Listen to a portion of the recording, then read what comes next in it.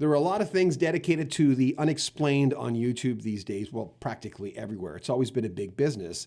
And there's a mystery to it. It's very alluring if you think you're in on something that no one else knows about, a little secretive stuff. And we all have our own versions of that. I mean, conspiracy theories is that times 100. But we asked Rik Emmett about unexplained things, his take on that. I'm John Beaudin from Rock History Music. Remember, subscribe to our channel. We're trying to get to 100,000. We need your help. The entire interview with Rik Emmett is also available on our sister channel, Rock History Book, as a podcast and, of course, the video. Here's Rik Emmett. Has anything ever happened to you that you couldn't explain, though? Was there anything that made you go, that was a little weird? Because like Krista Berg yesterday, I says, I've heard you were living with poltergeists. That's kind of a strong word to talk about maybe something being in your house. Because, you know, they talk about poltergeists appearing when a girl's going through puberty and all these weird, because I watch a lot of this stuff. Yeah. But has anything ever happened to you that you can't explain? I think it probably has many times, but I think that we have to sort of, it's the whole thing of the willing suspension of disbelief. You know, like, how do you really get into a great story or a great movie in a way you can't question it? That, you know, I mean, religions are like this. They go, look, you're not really supposed to question this. You're supposed to accept it on faith. And if you accept it on faith, then that gets you your ticket to heaven. Like, you know, that's really what God and Jesus want. They want you to, you know, willingly suspend your disbelief. And I go, I'm sorry, I can't do that. Like, when I was around 11 or 12, this thing started to happen inside me where I was not willing to do that anymore. You know, I couldn't find the faith that I could give so easily when I was 8 or 9 or 10 years old. By the time I was 11 or 12, after my grandfather died, which is in the book, and there's a big poem there about my grandfather passing, like, the questions started to be much stronger than any answers that I could find. And so the answer to your question is, I ended up being a man of questions, not a man of answers. And so if somebody said to me, well, there's a poltergeist in the room, and that's what made the thing fall off the shelf. And I go, yeah, it could be, it might be, but, you know, it might have been something else. See, I'm going to tell you a little story, just because, you know, I'm a sort of a inveterate storyteller. I'm wired this way, which is, I suspect, why you thought there was a connective tissue between me and de Burgh. I think de Burgh's a bit of an Irish storyteller. There's no doubt, right?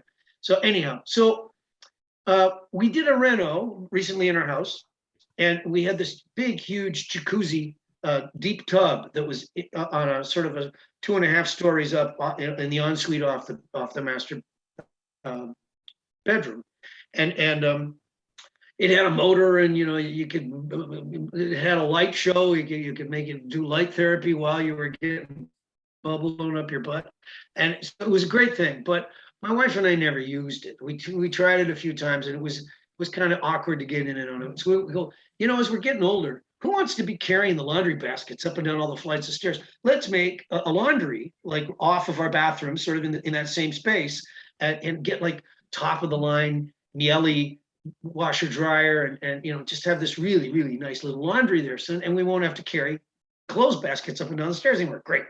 So we do it, and you know, it's been installed. It's been going great. And then one day I'm sitting in the living room and I'm hearing this sound, and I'm going, what is that sound? And I get up and I'm walking around the room, and I go over. Now my wife has a little crystal that hangs on a little thread against the front window. So, and it, you know, if in the morning the light catches it, and there's like rainbows all around the room. It's a little prism. It's a beautiful thing. And of course, it fascinates the grandkids. You know, when there's rainbows on the wall, they're going like, "What's this?" And then they can stick their hand in front of it and go, "Ah, you know what? It's like magic, right?" Okay, but this is not the point of my story. The point of my story is, I finally figure out the sound, and it's the little crystal is just, it's vibrating against the window, and it's making this weird little pitch, like a little, but so quiet, so tiny. And I'm going, what the is making that happen? You know, like, and then I realized, oh, the new washer is in the spin cycle 2 floors up, but it makes the front wall of the house vibrate just enough that the window is touching the crystal. And I go, okay, see, there's a logical explanation to this. I could have gone, it's a ghost. There's a spirit in it. Hey, Aunt Lucy, will you talk to me here? Now that you're in the room, I'm sorry I can't. Now, I'm gonna, my PS to this is, my postscript is, I do not believe that I know much at all.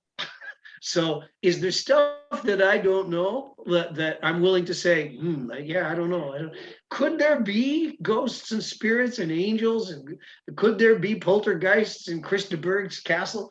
It's possible, I'll admit it's possible, but there's a large part of me that's very skeptical, and I kind of go, And I've got one more story I want to tell you, just because. Of course, no, I'm good. Okay, good. So the guy that played a lot of gigs with me over the years in my band and then duo, Dave Dunlop, and we did albums together, and we won Smooth Jazz Awards together and stuff.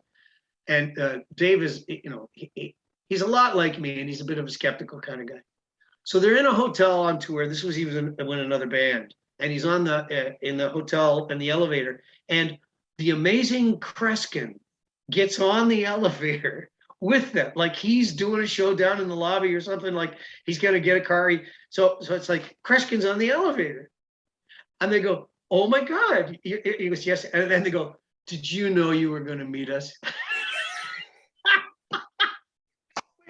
Like, what a great thing! Oh, I guess you already knew you were going to meet us here, right?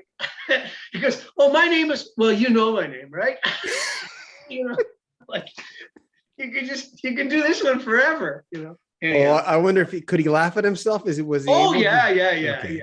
Okay, good. Yeah, that for the people who didn't like, the Kenny G and Yanni and what's his name, that magician guy, David Yanni.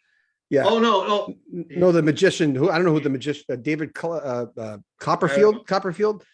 Did he do music? No, he didn't do music, but those guys I kind of put him in a category that the perception that people looked at them of going, they became very unhip for a while. Yes. But they got in on the joke where they were able to laugh at themselves. And yes, there was a Canadian guy, Doug Henning. Do you remember him? Oh yeah.